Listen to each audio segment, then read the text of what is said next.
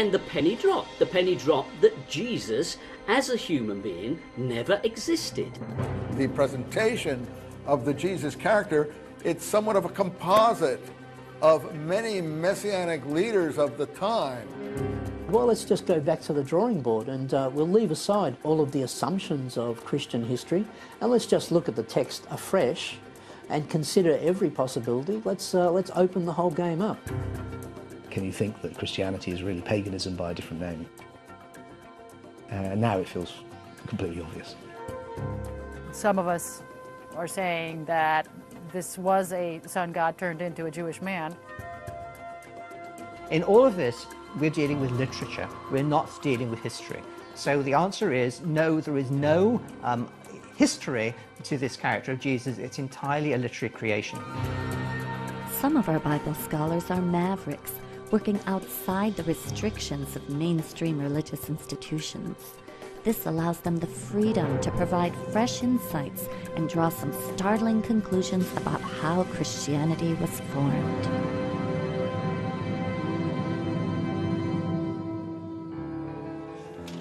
I began reading a number of books on the subject. This turned into a decade-long research. For Joseph Atwell, the key was in the Dead Sea Scrolls, the only Jewish literature ever discovered from the 1st century AD or CE, the time that Jesus would have been preaching among the Jews. The characters in the Dead Sea Scrolls were militaristic, and you could see that this movement wanted to push the foreigners out of Israel. They were fundamentalists, whereas the characters in the Gospel are different. They are pacifistic. They are turning the other cheek. They're giving to Caesar what is Caesar's.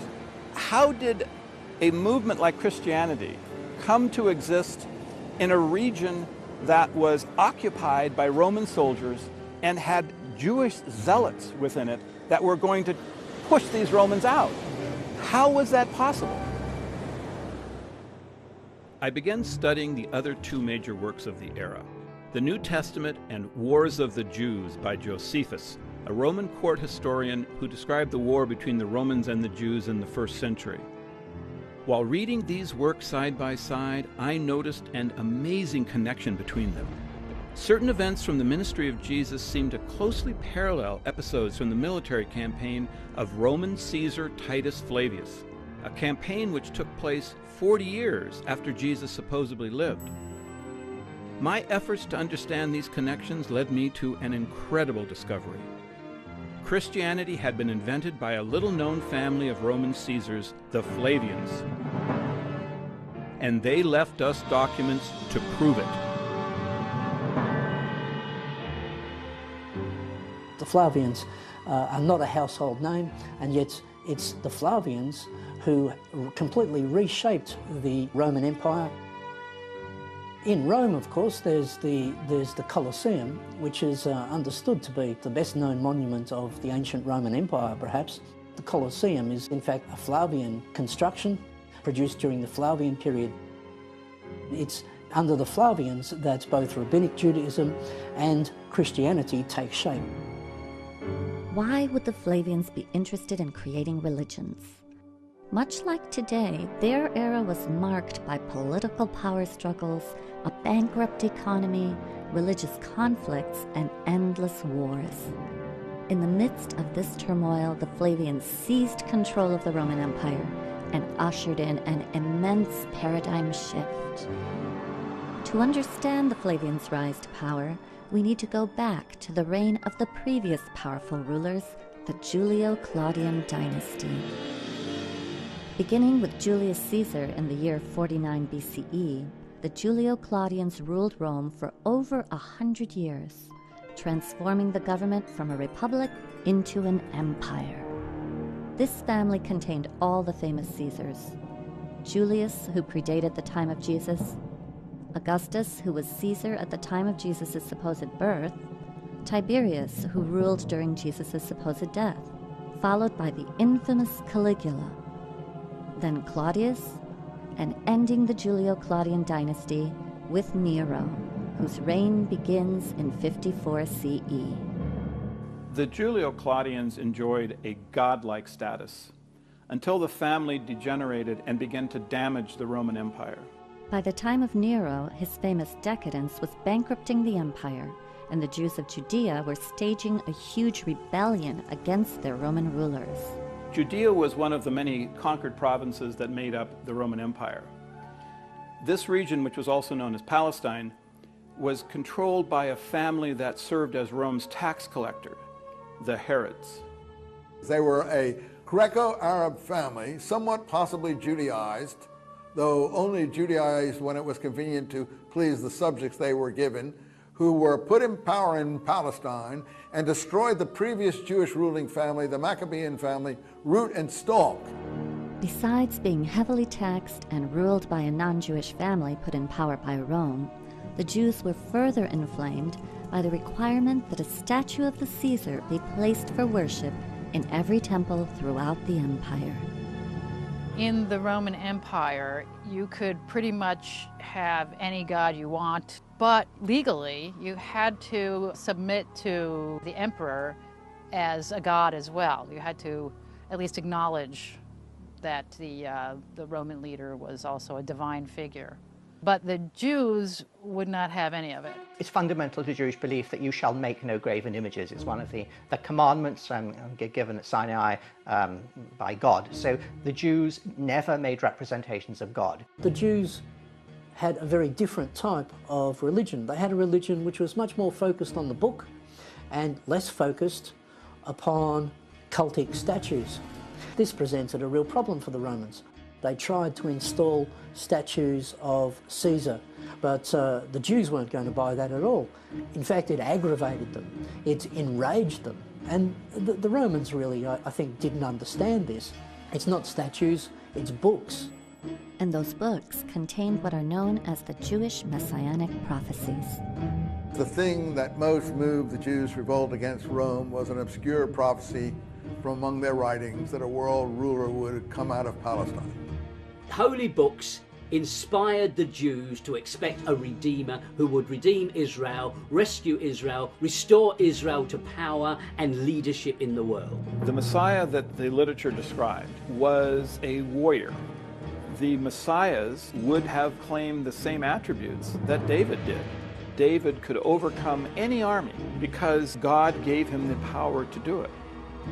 If you had the power of God, you could easily defeat the Roman army. The people rebelled against Rome and were led by a messianic movement that had a series of messiahs that had come forward to fight against the Roman Empire. The Hebrew word Messiah is translated into Greek as Christos, or Christ, so the title of Christ can describe any of the numerous messiahs of this movement.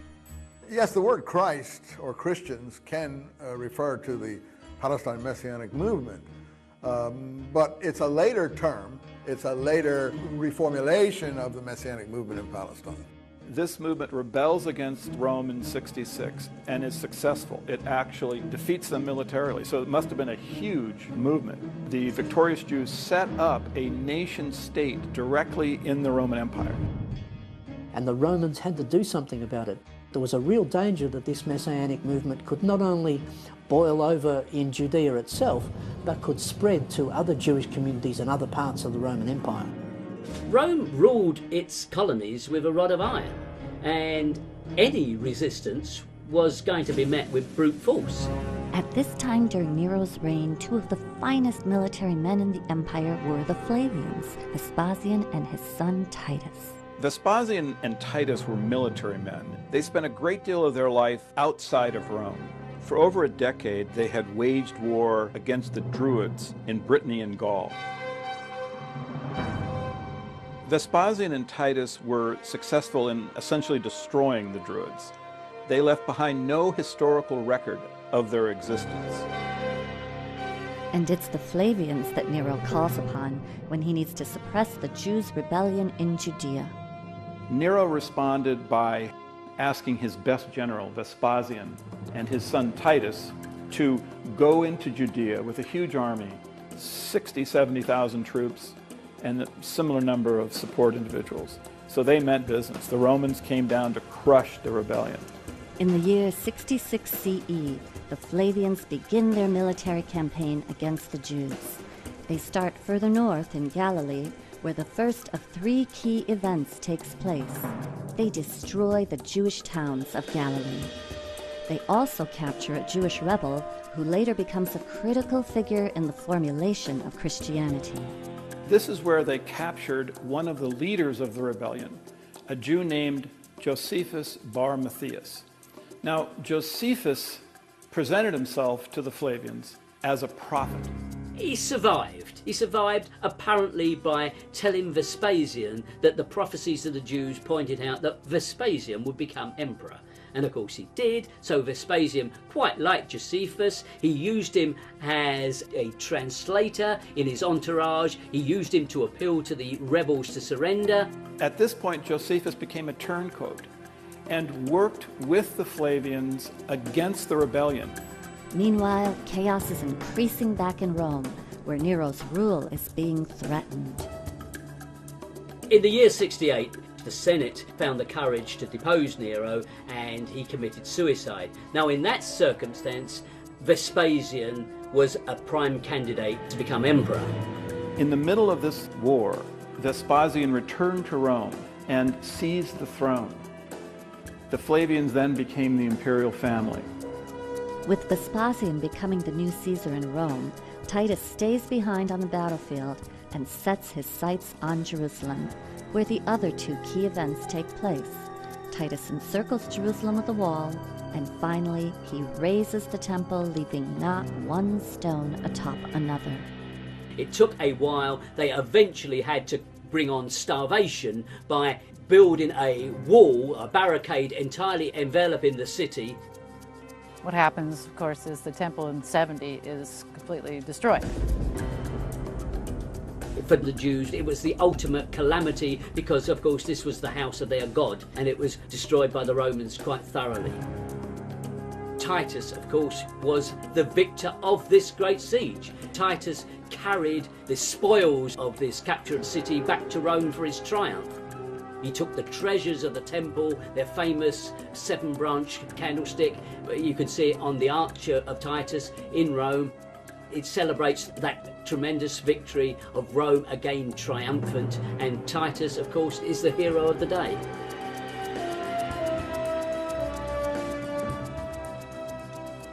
All of the artifacts from the temple that they seized, they put on public display in what they refer to as the Palace of Peace, except for one item. The Jewish scripture, Josephus records that the Flavians took and placed in their private palace where no one was allowed to see it. Although Titus Flavius successfully ended the rebellion in Judea, another rebellion soon broke out in Alexandria, Egypt. The Flavians were clear that this was not the end of the Jewish Messianic movement. They also recognized that it was the Jews' Messianic literature that was fueling this movement. So once they captured the Jewish scripture, they had all other copies of it destroyed. And that's why the Dead Sea Scrolls had to have been buried in a cave, because that was the only way they could be safe from the Roman destruction. There was not a single scrap of literature found from the Messianic movement until the scrolls were discovered. That's why they're such a treasure, because they're the only real voice of the Messianic movement that we have. And the real voice of the Jews' Messianic movement, according to our scholars, was violent and militaristic, not the pacifistic version depicted in the Gospels. War against Rome was a Messianic war. So that's why I say that the scrolls are not only the literature of the Messianic movement in Palestine, they're also the literature of the war against Rome. The Romans needed to subdue the Jews' religion, so they set about influencing it and changing it. They realise they can't destroy the Jewish religion altogether. That's not their objective. They realise they're sensible enough to realise that they can't do that. So what you have to do is try to create a type of Judaism that is benign. And it's exactly coinciding with the rise of the Flavian dynasty is the arrival of 2 benign forms of Jewish ideology. It's during this period that a new literature enters history, which describes a peace-loving, turn-the-other-cheek preaching Jewish Messiah named Jesus Christ. But if the Flavians wrote the Gospels, How could a Roman family know how to write Jewish literature that refers to Jewish prophecy? The answer lies in the Flavians' collaborations with a number of Jewish intellectuals, beginning with their own court historian, Josephus. Josephus arrives back in Rome with Titus. He becomes an adopted member of the Flavian family. An amazing turn of events for the Jewish turncoat. He becomes Flavius Josephus. Josephus at this time begins writing the history of the war, and he records that Titus gave him the Jewish scripture. Josephus's histories have always been associated with the origins of Christianity. Time and again you can find parallels between what Josephus writes and what turns up in the Gospels. It's a powerful evidence of their true origin. In reading the works of Josephus side by side with the Gospels, scholars have noticed parallels between the two works. It appears as though the history of Josephus records events that fulfill the prophecies of the Old and New Testaments. Early Christians understood this connection. In fact, when the Bible first began to be printed in the Middle Ages, it included the history of Josephus. He was employed to write the official history that we have. The other histories from this period have been destroyed ruthlessly by the Romans. Josephus tells us this in very chilling passages, how the Romans exerted complete control of the literature of this period. There were alternative histories of the Jewish war written. Well, the Romans rounded up the writers of those histories and executed them. They rounded up all the copies of those histories and destroyed them. That is to say, they ruthlessly wiped out any alternative history, so that the only history we have is written by Josephus. And let's remember who Josephus was. Chief propagandist of the Flavian dynasty, and he was very, very successful. He moved back to Rome, he was given an apartment in the emperor's own townhouse, and he was appointed the chronicler of the Roman Jewish War, using Vespasian's own diaries of the events. Also in the pages of his history, Josephus declares that the Jews' Messiah or Christ is none other than Flavius Vespasian and his dynastic family. To put it succinctly, Josephus says that there was a prophecy that a world ruler would come out of Palestine. The Jews thought this applied to one of their own. They were wrong in their interpretations. He used the most cynical interpretation. He applied it to the rise of the Roman emperor in Palestine. Josephus recorded that the Messianic prophecies foresaw not a Jew, but Vespasian and his dynasty. In fact, all of the Flavian historians recorded that the Flavian Caesar was the Christ. It was important to the Flavians that they be seen as the Christ, as divine and godlike, and this was not mere vanity. The Julio-Claudians before them had already established that presenting themselves as gods was a powerful tool in controlling their subjects. When the Flavians took over the throne, they inherited an enormous bureaucracy that was already in place, the imperial cult, which was dedicated to promoting the idea of Caesar as a god. Another part of the puzzle is the Roman imperial cult. Why is it important? Well, because it coincides with that same period of time as the emergence of the Christ cult. You had a whole social community. The whole social structure of these conquered territories was governed by the imperial cult. And if you wanted to succeed, the key social community to join was the imperial cult, because that's where all the movers and shakers were. This idea of the emperor becoming an object of worship was well established in the Roman system before Vespasian and Titus came along. It was prevalent in all major centres. It had its own priesthood. There was a ceremony, an annual celebration, annual games for the imperial cult.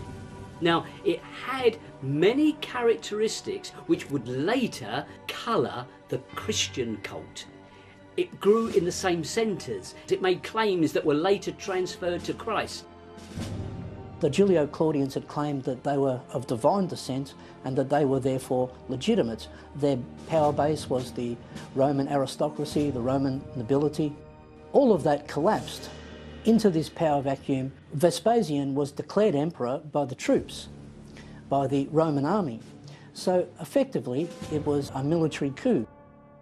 With the change of dynasty, they have to create a whole mythology to legitimise that dynasty. At the same time, they're creating a whole mythology to counter Jewish messianism. Somewhere along the line, those two things get mixed together. When Vespasian died, Titus began the process of having his father deified. This is a complicated process because only the Roman Senate can bestow on an individual the title of deus or god. Titus came to the Senate and presented evidence that the life of his father had been divine. Certainly this would have included the military campaign that the Flavians waged through Judea. And it's at this time I think the Gospels were written, because the theological structure in the Gospels of a God the Father and the Son of God is the same one that Titus would have been presenting to the Roman Senate. Well, the Roman Senate did accept Titus's evidence, and Vespasian was deified and became a god. Titus therefore became a son of God.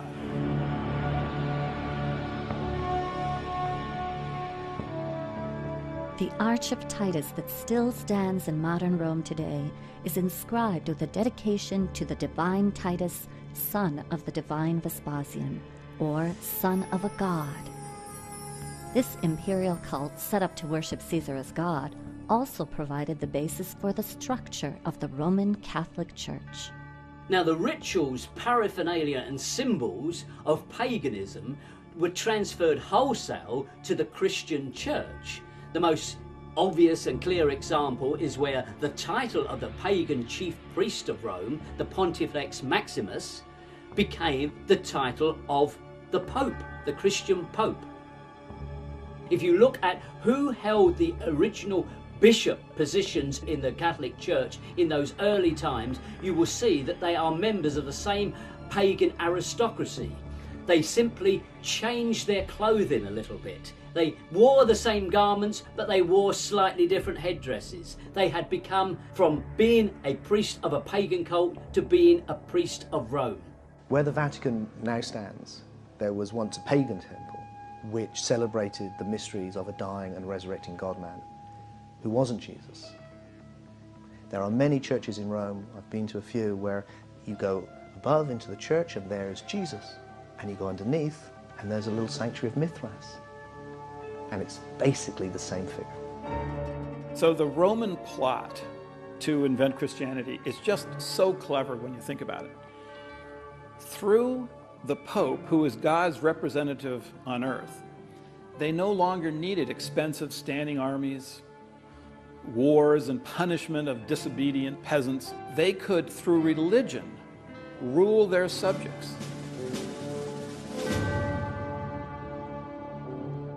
Over time, Roman Christianity propagated throughout the empire by way of the mass media of the day, the Roman roads. The Romans must have approved of this new religion because, as some scholars ask, if the Gospels really were Jewish literature about a Roman sentenced criminal, why wouldn't they have been destroyed? One of the really surprising things for me was to realise the extent of Roman control of propaganda and of literature. So that when you suddenly get all of this Christian literature arising in this period, one has to ask, well, how did that happen? The conclusion that one has to reach is that that could not have happened without some degree of complicity on the part of the Romans, so that one is led to the conclusion that the Romans must be involved in the production of this literature.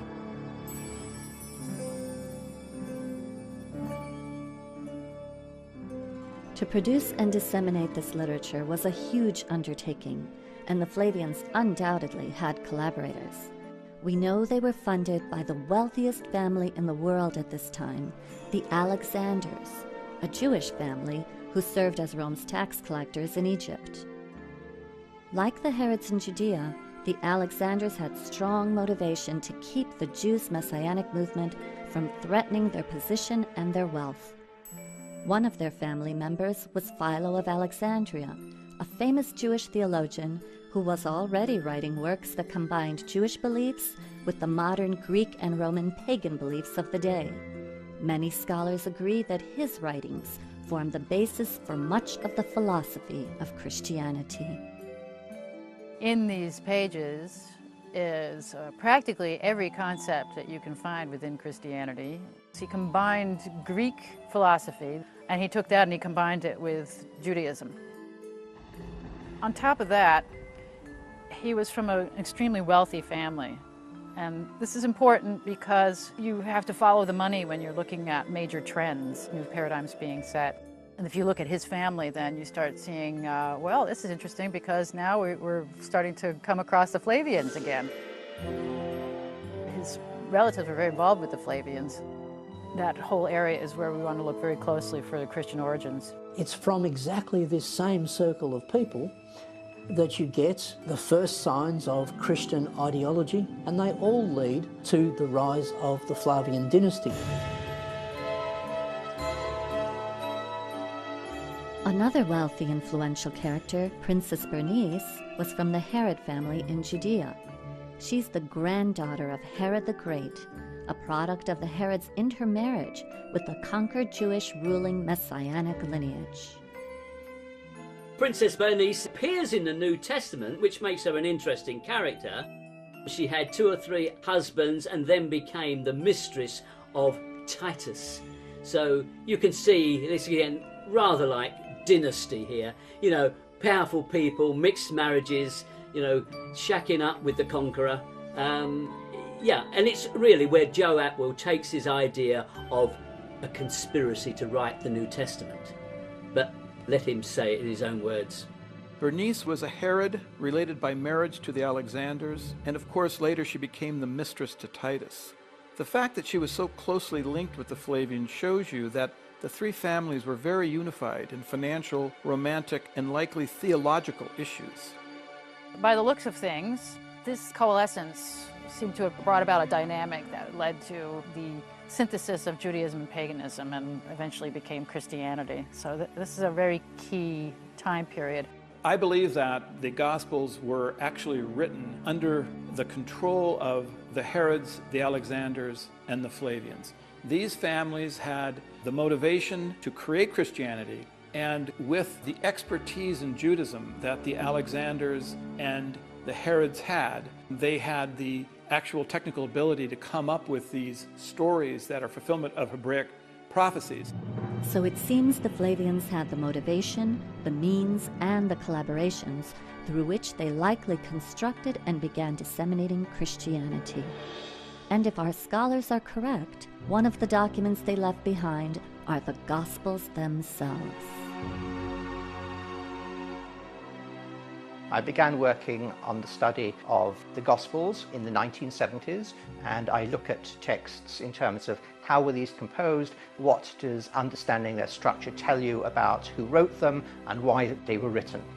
These texts were not independent Jewish texts, but they were created as literary works using classical literary models. If we expect that this is the testimony of witnesses, we've got a major problem.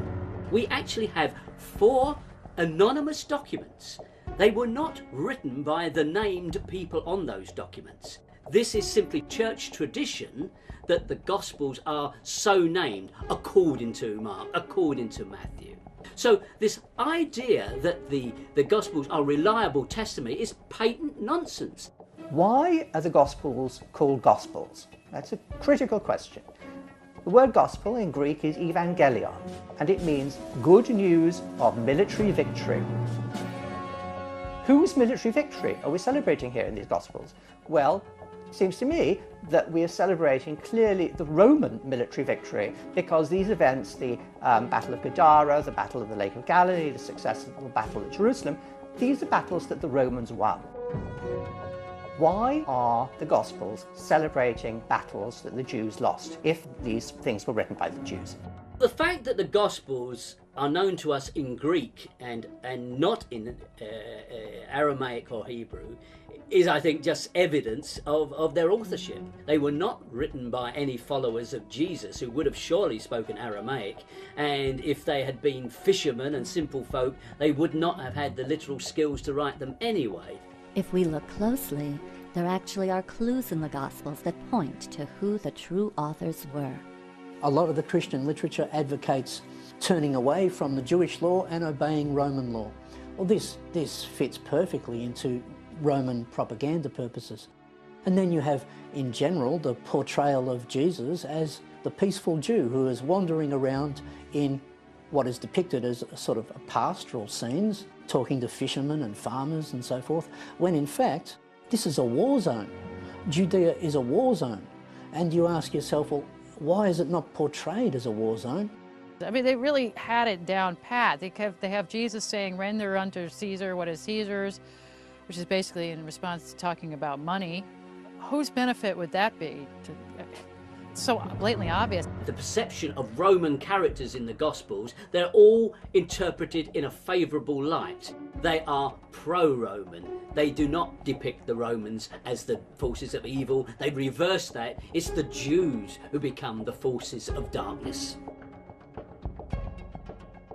It's very striking that various passages in the Gospels refer to the Jews as some people separate from the heroes of Jesus and his disciples. The Jews are those who object. The Jews are those who try to thwart the divine plan. Now, that gives us a clue, certainly, to who were the true authors of this book. They are works of literature created by people who are trained in Jewish literature, but whose values are pro-Roman. The Romans wanted to promote anti-Semitism, and so they arranged the story of the beloved man God, Jesus Christ, to appear as if the Jews had brought about his death. Because of this, the Jews would have to suffer anti-Semitism throughout history. So this was a piece of work that could not have been done except by a fairly established literary team, such as the literary team that was in Rome actually writing the books of Josephus. I mean, that was written by a literary team, and it was written as one of the attempts to give prominence to the Flavian Caesars, which the Gospels also do. So it is extremely likely that the Gospels, as a form of epic, designed to magnify allegorically the Roman Caesars, is also written at the court of the Flavian emperors. But the Jesus story takes place many decades before the Flavians came to power. Why would the Flavians create a work about a Jewish Messiah that wasn't even from their own era? The Gospels were very precisely backdated 40 years. Jesus' ministry was started in 30 CE, exactly 40 years from the destruction of the temple. His ministry ends at Passover, 33 CE, which is 40 years before the end of the Jewish-Roman War, which occurred at Passover in 73 CE with the famous Battle of Masada. The Gospels are backdated into the period of Pontius Pilate, that is to say before the First Jewish War, which is to say in the Julio-Claudian period. But this is typical of Flavian literature. It's a Flavian technique. What they do is they backdate this story into the period of their enemies, namely the Julio-Claudians. And so generation after generation of Christian scholar and even secular historians go hunting in the Julio-Claudian period for the origins of the Gospels. They don't really find any answers there. There are allusions in the Gospels to the destruction of the temple. The most reasonable answer to that is that these texts were written after the destruction of the temple. That is to say, in the Flavian period, after the change of dynasty. This backdating of the story of Jesus Christ, 40 years earlier from the time the Gospels may actually have been written, explains why many of the prophecies of Jesus came true within exactly 40 years. What does this all add up to? In my view, the thing that is most significant is the research by Joseph Atwill in his book Caesar's Messiah, which suggests that the Gospels were actually created as works of Roman propaganda at the end of the Roman-Jewish War under the reign of the Flavian emperors, that is Titus Caesar and Vespasian Caesar. And if you end up worshipping Jesus, what you will really end up doing is worshipping Caesar in disguise. This may have been how the Flavians finally got the Jews to worship Caesar as a god. by giving them Jesus Christ, a Messiah more to the Romans' liking. But is there any actual history to this character? Where did he really come from? The mystery to me begins with his very name. In Greek, Jesus means Savior and Christ means the Messiah. This didn't strike me as something you would call a young child.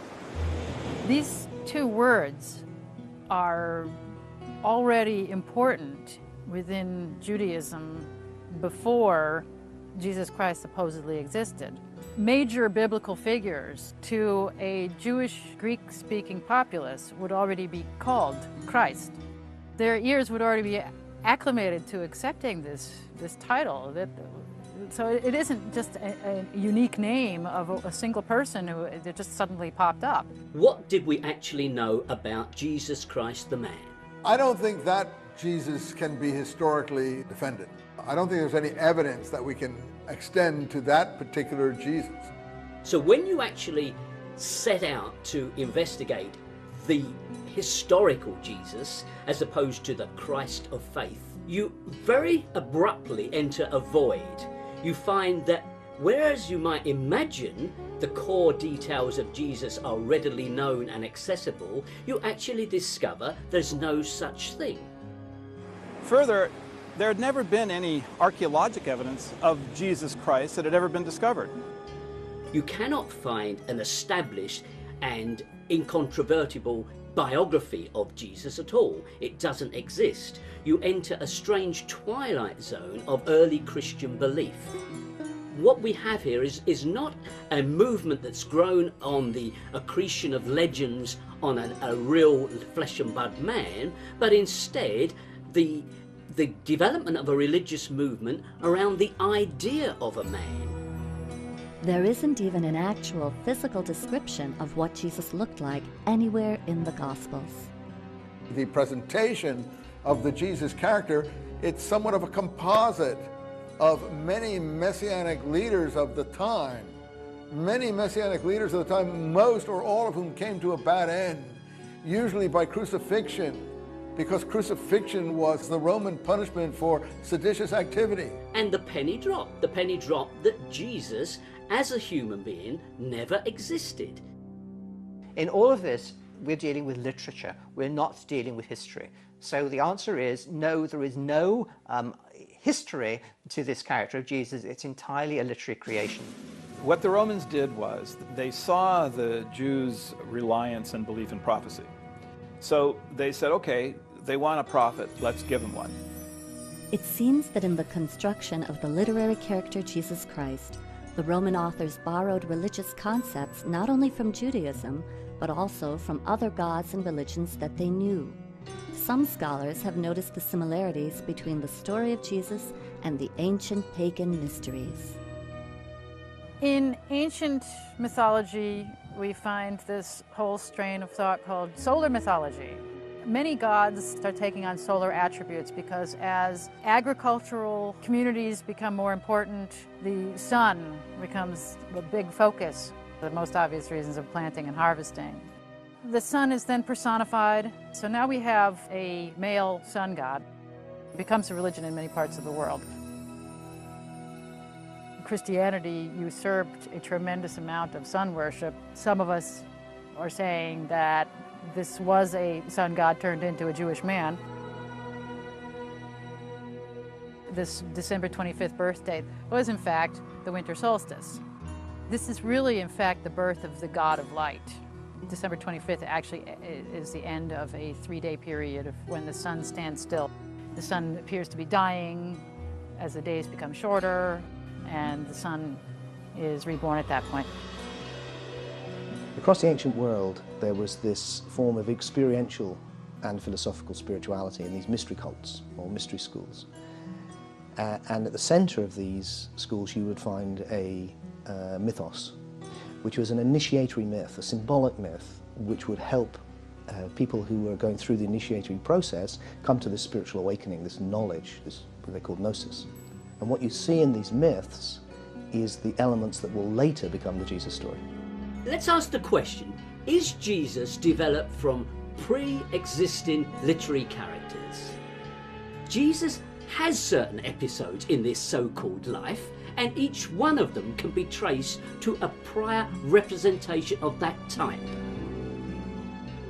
If you look at the elements which we found in the pagan mystery school myths, you find the story of a dying and resurrecting Son of God who's born of a virgin, has 12 disciples, turns water into wine at a wedding, it brings a new religion of love, is accused of heresy or of provocation by the authorities, is put to death, sometimes by crucifixion.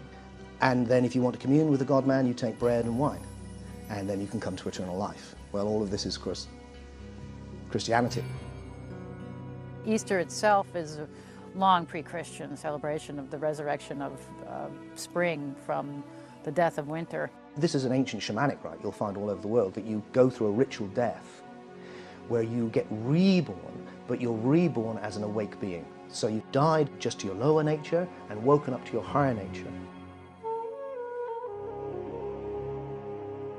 You can find them in the Old Testament, in the Jewish mythology as well. It isn't just pagan parallels. I mean, the New Testament, for example, the Ascension. We have an ascension with the Old Testament figure of Elijah, and it's a very dramatic ascension. Elisha-Elijah cycle. These are two Jewish prophets, one followed on from the other, which have many of the story elements found in Jesus. For example, there is a multiplication of food miracle, there is a raising of the dead miracle, there is a water miracle, there is ultimately an ascension to heaven miracle. Is this fulfillment, or is this simply copying of a useful theme? You can see where they just used Old Testament characters and scriptures as a blueprint to create this new one. A lot of the ethics of Christianity actually were around before Christianity. Do unto others as you would have them do unto you is in fact from the Old Testament. Jesus didn't make that up. Many of the other aspects of Christian ethics, many things which we might like to applaud as very good aspects of Christian ethics, can be found in the Stoic philosophy in Rome, which, by the way, was exactly the philosophical and ethical school promoted by the Flavians. There's little that is original about Jesus. If one separates from his words advice that was in the interest of the Roman imperial family, all that you have left are snippets of widely known philosophies, truisms, and concepts that came directly from prior Hebraic literature. The reason I am now convinced there's no historical Jesus, which seems a real, like, whoa, to people who are not familiar with the idea, is a combination of things. First of all, there's no evidence for an historical man which stands up to proper scrutiny.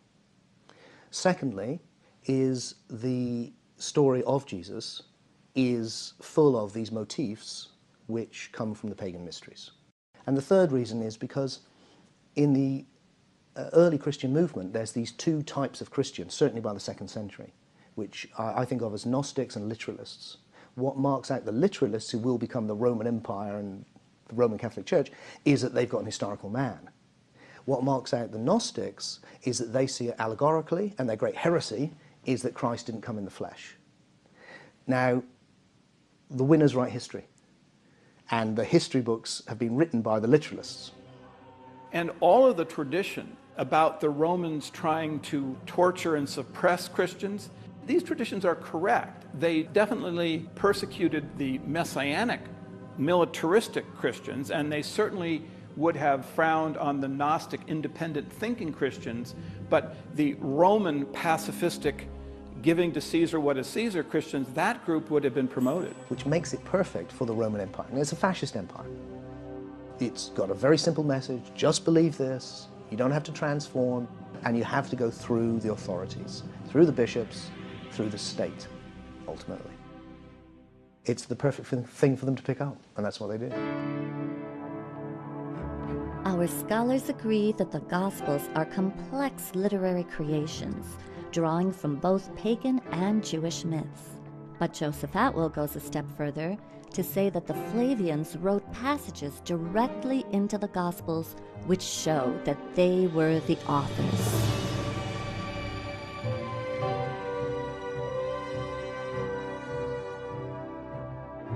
One of the most famous prophecies that Jesus makes is about the coming of someone he refers to as the Son of Man. Now, many people believe that he's talking about a second coming of himself, and many people believe that this is going to occur some point in the future. Well, the fact is, this coming of Jesus has already occurred. Jesus makes very specific prophecies as to what will happen when the Son of Man makes his visitation. He refers to three key events. The Galilean towns will be crushed, Jerusalem will be encircled with a wall, and the temple will be razed, leaving not one stone atop another. He also states exactly when this individual will come. He says that the Son of Man will appear before the generation that is alive and listening to Jesus' words passes away. Now, to Jews of this era, a generation is 40 years. And so the only individual that could possibly be the Son of Man that Jesus predicts is Titus Flavius. Titus Flavius did destroy the Galilean towns. He did encircle Jerusalem with a wall, and he razed the temple and left not one stone atop another. And he did this within 40 years. Josephus recorded that no matter how Titus tortured the Jews, they refused to call him Lord or God. So to circumvent this stubbornness, the Flavians wrote the Gospels, in which a Son of Man was predicted to come in the future. Titus fulfilled these prophecies and became the Son of Man. So you end up worshiping Titus without knowing it.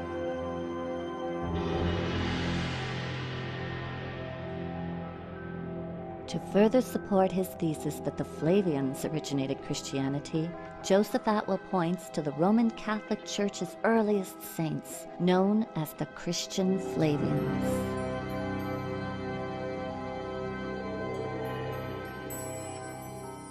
The Flavian family is connected to early Christianity in a number of unusual ways.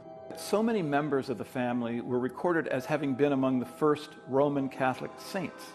These include Flavia Domitilla, who is either Titus's sister or his niece, and there is an inscription honoring Flavia for donating the land that became the first Christian catacomb. And Flavia Domitilla was the first Christian saint. Her son, Clement, is recorded as having been the first Roman Catholic pope after the Apostle Simon. In addition, there were two members of the Flavian household staff, Neros and Achilles. Both of them had churches named after them in the very earliest Christian dioceses in Rome. There was a Christian theologian whose name was Titus Flavius Clemens, Clement of Alexandria. And he's the one who actually described the first Christian symbols. And he said they were the anchor, the boat, the fish, the olive branch, the star. And oddly, these are the very symbols that the Flavian Caesars used on their coins. The final connecting point between the Flavian family and Christianity is that in the 4th century, Flavius Constantine made Christianity the state religion of Rome. The military achievements of Caesars were important to all Romans. So certainly, the Flavian Christians, the group that the Roman Catholic Church states were the first saints of the religion, would have known the identity of the Son of Man that Jesus predicted, who would crush Galilee, encircle Jerusalem with a wall, and raise the temple, was Titus Flavius. So it seems if a person knows how to uncover them, there are actually many clues pointing to the Flavian origin of Christianity. And perhaps the most intriguing one that Joseph Atwill uncovered is a secret code the Flavians used in their documents, which enabled him to make his startling discovery. So the Romans had the Jews' scripture locked up inside their imperial court. and they studied it. And what they discovered was that there was a unique literary code hidden in the text. This hidden code, which was common in Jewish scripture, was used by the Flavian literary team to place passages into the Gospels that had to be deciphered to be understood. This hidden literary technique is known as typology.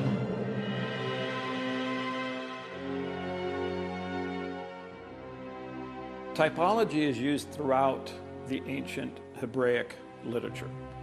And it's a genre that is really no longer understood or used today. But simply put, typology is using events from the past to provide form and context for subsequent ones. What we're talking about is stereotypic. In other words, there's an idealized prototype which shows certain characteristics or performs in certain ways. For instance, one of the things they do is they take an old story and they retell it in a new form. And they superimpose contemporary history upon old stories. And they create these multi-layered texts. In Hebraic typology, texts were designed to be read in comparison to one another, or intertextually. And in doing so, a meaning that would not be visible in the surface narration would become apparent to someone who understood the typologic connection between the stories.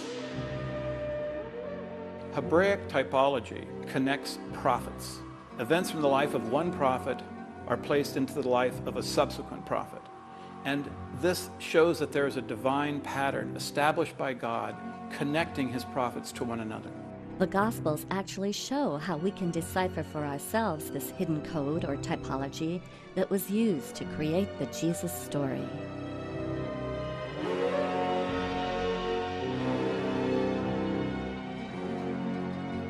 At the very beginning of the Gospels, there's a primer of this typology. What the author of Matthew has done is take events from the Old Testament and place them into the life of Jesus. These events occur in the same sequence in the story of Jesus as they occur in the Old Testament. Numerous Bible scholars had already identified the following parallels. Both stories have a patriarch named Joseph who travels from Israel to Egypt, a ruler who massacres innocent boys, a divine character who states that all the men are dead who sought your life, and then a return from Egypt to Israel. This is followed by events which have passing through water. In the Old Testament, the Israelites pass through the Red Sea. In Matthew, Jesus is given a baptism in which he passes through water. We then travel into the wilderness. The Israelites are in the wilderness for 40 years. Jesus goes into the wilderness for 40 days. Finally, we have the three temptations. In the Old Testament, we have the temptation by bread, the statement, do not tempt God, and the commandment to worship only God. These appear again in Matthew, where Jesus is tempted by bread, tells the devil, do not tempt God, and instructs him to worship only God. Therefore, when you compare the life of Jesus with the life of Moses, you see a linkage that shows that the character in the Gospels was divinely connected to the character in the Old Testament. The life of the first Savior of Israel, Moses, foresaw the life of Jesus, who's now claiming to be the next Savior of Israel. To understand the rest of the Jesus story, his adult ministry, we simply need to know that the same system of parallel names, locations, and concepts occurring in the same sequence was used to connect Jesus in the Gospels to Titus in the works of Josephus. Our scholars explain this gospel typology in the following three examples.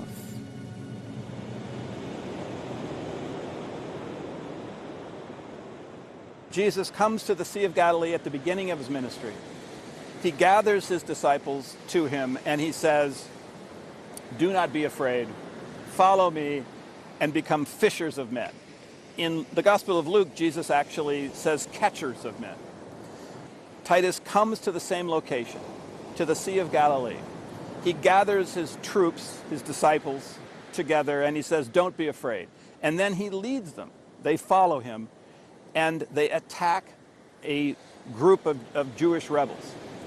They sink the Jews' boats. The Jews attempt to swim to safety, and the Romans use their spears to catch them. They become fishers of men. The match isn't exact, but we should never expect it to be exact. It's simply a type which is repeated across the whole of the New Testament.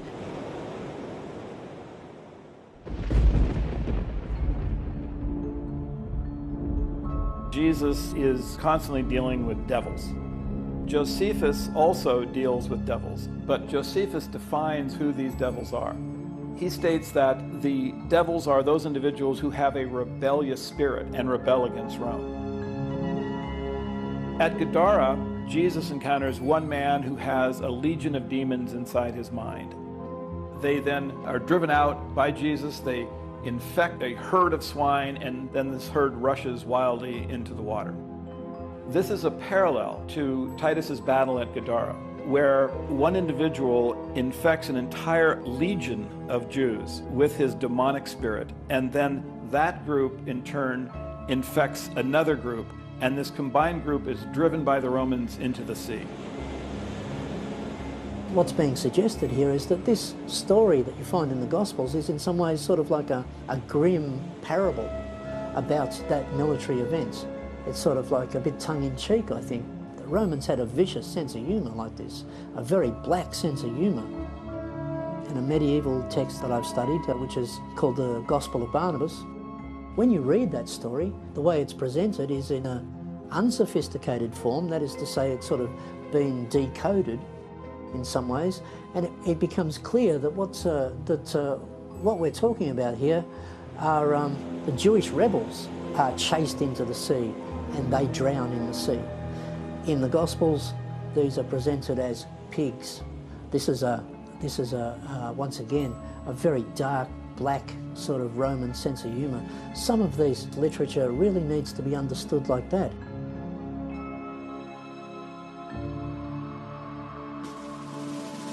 In Josephus's biography, he describes when he was in the entourage of Titus during the closing stages of the siege of Jerusalem, he chanced upon 3 of his friends who were being crucified.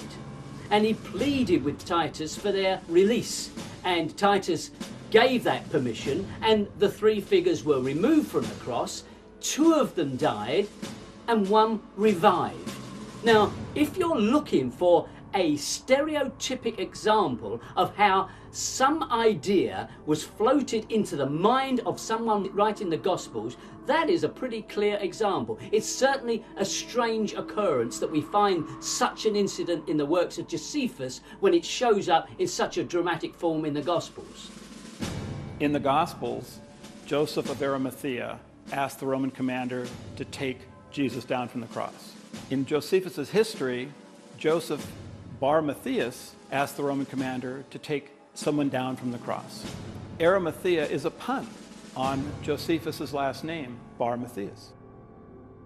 When you read our sources really carefully, and you have to do it really, really carefully, because they didn't spell it out for us. It's effectively very well hidden. We have to understand that our literature, a lot of our literature, is essentially propaganda. The Romans are not writing objective history, and all of our literature has been through Roman filters. Perhaps that's the significance of the Dead Sea Scrolls, that this is literature that hasn't been through the Roman filters. It's important to realize that Josephus wrote in an era when allegory was regarded as a science. Educated readers were expected to be able to see another meaning in religious texts than the one that appeared in the surface narration. We're dealing with Roman literature on the one hand and Jewish literature on the other, and it has to be said that in both cases they're much more sophisticated, much more multi-layered and elusive and much trickier than modern readers suspect. No, it's not a simple literature. It's very, very complex, allegorical literature that indulges in the literary games that the Romans played. The more you understand about Roman literature in this period, and then you place the Gospels and other Christian literature in that same milieu, you can start to see the games that are being played in that literature. Now, these parallels have been seen by other scholars, but what they failed to notice is that they occur in the same sequence, and thereby they create a typologic pattern.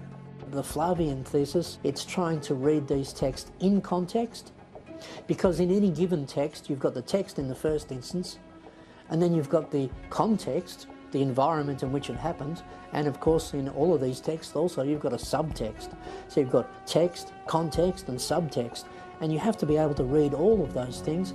And unfortunately, many religious people who are coming out of seminaries, who are coming out of religious colleges, they're just not being trained in this sort of level of reading. They're instead being trained to just read on one level, which is a literal level, and I think that that's very unfortunate, and that really needs to be challenged. By studying the multiple layers in these ancient texts in the original Greek language, Joseph Atwill was able to discover not just a handful, but over 40 typological parallels between the Gospels and the works of Josephus, which show that the ministry of Jesus Christ followed in exact sequence the military campaign of Titus Flavius, through parallel names, locations, and concepts. Once I understood the system that the Flavians were using to link Jesus and Titus, I was able to discover dozens of these parallels between Jesus and Titus. And what was amazing is that they occurred in the same sequence. And this simply proves that this was deliberate, that these unusual parallels had been created by the Flavians as a signature. It is their way of telling posterity that they authored the Gospels. These parallels are the Flavian signature of the Gospels.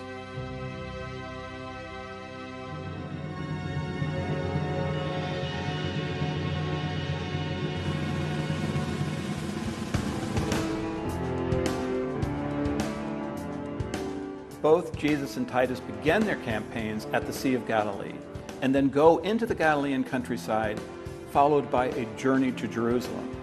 Once they reach the city's outskirts, they pause for a period before they enter. Finally, they leave the city where their campaigns come to an end. To catalog the many parallels, I gave each one a convenient name that related to the concept in that particular parallel set. Starting at Galilee, each of these are episodes that occurred both in the gospel story of Jesus and in the history of Titus's military campaign.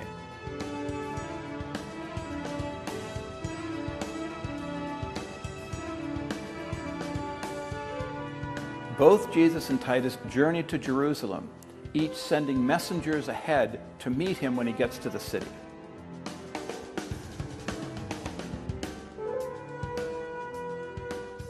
When the Romans get to Jerusalem, they notice that the Jewish factions are fighting against themselves.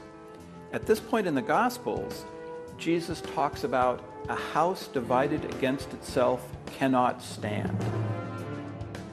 Then Josephus wrote that in preparation for battle, Titus ordered all of the fruit trees between the Roman camp and the walls of Jerusalem cut down. At this point in the Gospels, Jesus states that if a fruit tree does not bear good fruit, cut it down.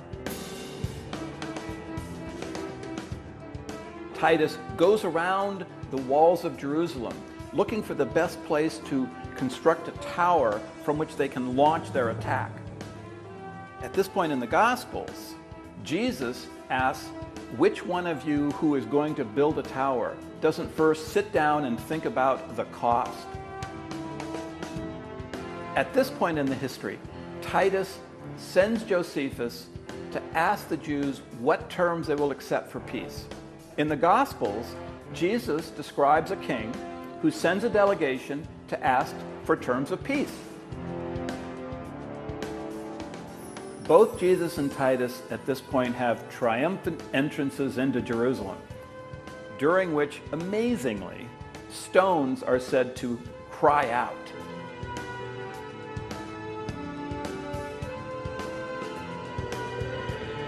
Each then drives a den of thieves out from the area in front of the temple. This is followed by Titus encircling Jerusalem with a wall and Jesus predicting that Jerusalem will be encircled with a wall. Because of the wall, starvation sets in Jerusalem. Josephus wrote that a woman named Mary, who called her son a myth for the world, slayed him, ate him, thereby turning him into a human Passover lamb. In the Gospels, we now have the Last Supper.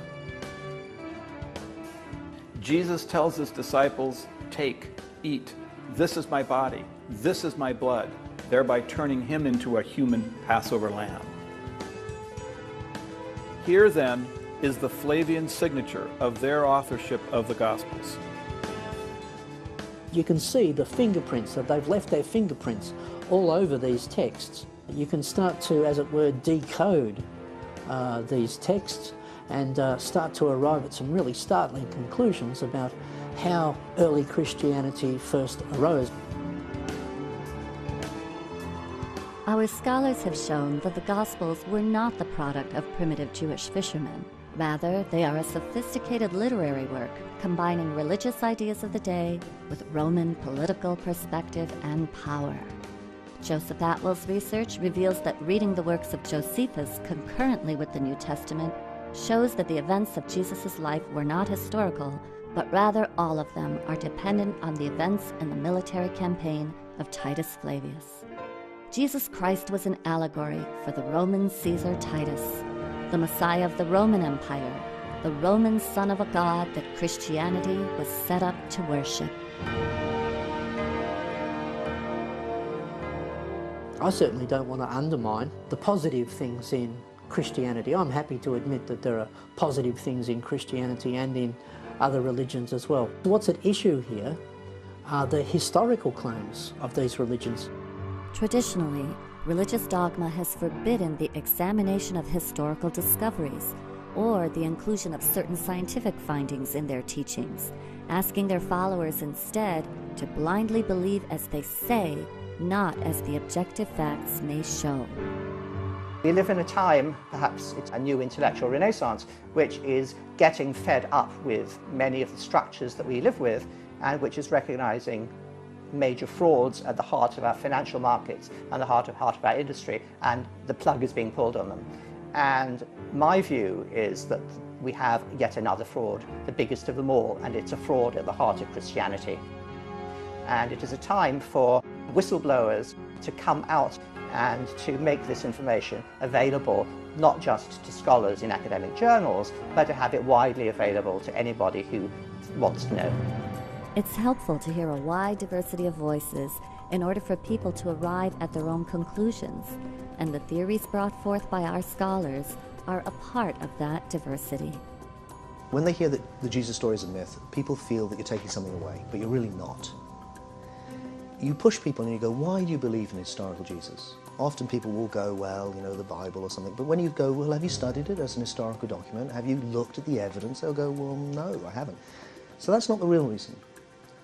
The real reason when you push people is, well, I have a relationship with Jesus. I have a personal relationship with Jesus, and that's what I don't want to lose. And that's a really good reason to be a Gnostic and a really bad reason to be a literalist. The Gnostics, as well as pre-Christian pagan mystery schools, believed that the myth of the dying and resurrecting God-man was an allegory to be used for personal growth, to die to their lower nature and arise to their higher nature. The literalists took control of the original myth and shaped it so it would take the power away from the individual and place it into a central authority. Rediscovering the original myth gives people the freedom to choose the beliefs that truly serve them. Okay, some Christians have developed their personal faith to the extent that Christ is this energy or force or power within them. This is how they have interpreted the story now. The story has become again what it actually began as, an allegory. I have no issue with the Christ within. I have an issue with the church militant. What threatens humanity is organised, regimentised religion on the march, taken so seriously that you will act out its worst precepts. If we examine all the religions of the world, we find that there is a common thread that connects all faiths and all people. And it is from this connection that we can make the choices that have now become so critical to our future. I like to focus on the origins of religious ideas. And it turns out that they're very unifying underneath all of the divisiveness that we see on the surface. It would be extremely helpful for all of humanity to realize that there is this underlying unity. And those origins are basically nature worship, the study of the sun, the moon, the stars, planets. This is all what humanity has been looking at, of course, with great awe and reverence for thousands of years. And it's extremely important, I think, for us to get back to those roots. The destruction of the planet is also directly tied to religious ideas. This can help to restore balance to the planet in a very, very profoundly significant way. The very survival of humanity depends on viewing history from a new perspective so that we can be clearer on the historical facts and still honor the myths that offer us the greatest wisdom. It's what the myth, what the poetry says that matters, not what actually happened. So each new generation, whatever you say, is going to hear the myth, and that's what is true for them. And what follows is the actual history is much too complex for the average person to ever get their head around. Though the actual history is complex, and we may never know all the facts about what happened 2,000 years ago, the voices of our scholars are contributing to an ever-widening dialogue and the growing paradigm shift being witnessed all around the world today that can lead to a more empowered and enlightened humanity tomorrow. This is really important for our culture, to understand where Christianity came from. And this is direct evidence. You can actually walk this path and come to this conclusion. You can know that Christianity was an invention of the Romans. It was done to pacify their subjects. And this is important because it gives us a different way of understanding government, how government operates, the tools that government uses, the purpose that government has for the various propaganda apparatus. Evangelical Christians are getting away with debunking facts as mere theories, even subjects like evolution, but they provide no evidence for their position other than to simply cite religious dogma. And if you look at the influence that dogma is having in the media today, you can easily see it is increasing. I would like to challenge these extremists to consider the possibility that my findings are correct. Though there is much good in Christianity, we have to understand how rulers have used it to control us and how they are still using it to control us today. I hope citizens will be more skeptical when they hear an authority figure using faith to interpret laws or a belief in Armageddon to create governmental policies. The Flavians encoded a secret message into the Gospels, which we can now understand in a new light. You shall know the truth, and the truth shall set you free.